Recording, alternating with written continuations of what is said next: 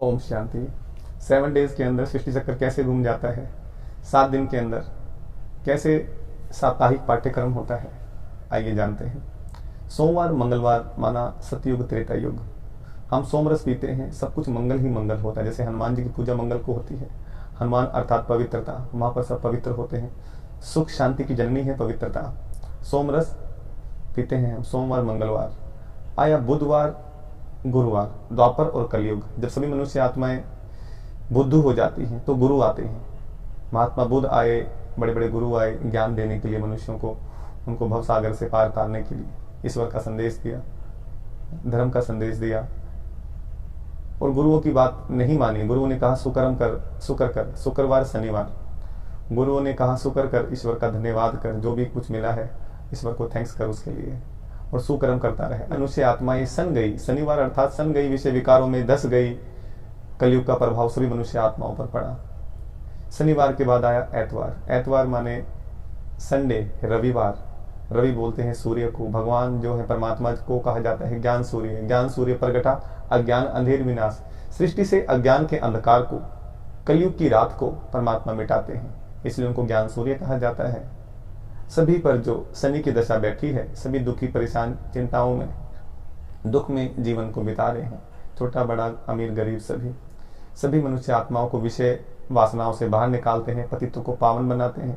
जो विषय विकारों की दलदल में मनुष्य आत्मा फंसी हुई है, बंधी हुई है, परमात्मा आकर छुट्टी देते हैं। इसलिए संडे को गवर्नमेंट छुट्टी होती है।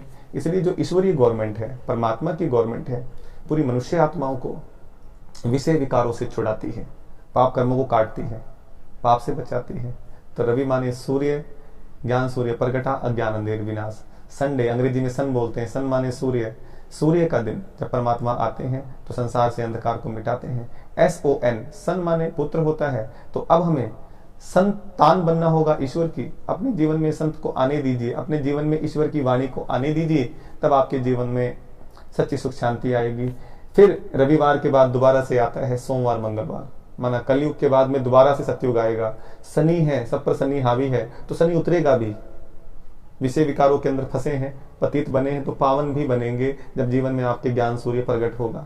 जब ज्ञान सूर्य प्रकट होगा तो दोबारा से फिर सोमवार मंगलवार, माना सतयुग त्रेता युग।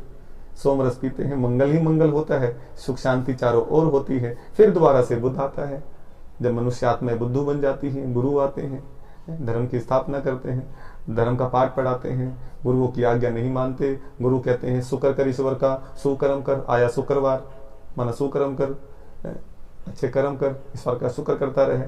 लेकिन वो मनुष्य नहीं मानते, तो आ जाता है उनके जीवन में शनि। शनि अर्थात कलयुग आ गया, कलयुग की रात है ना। शनि को बताया है छाया का पुत्र, तो कलयुग की छाया, कलयुग की रात्रि, कलयुग की रात पूरे संसार पे जब फैल जाती है अंधकार, तब भगवान शिव ज्ञान सूर्य प्रकट होते हैं।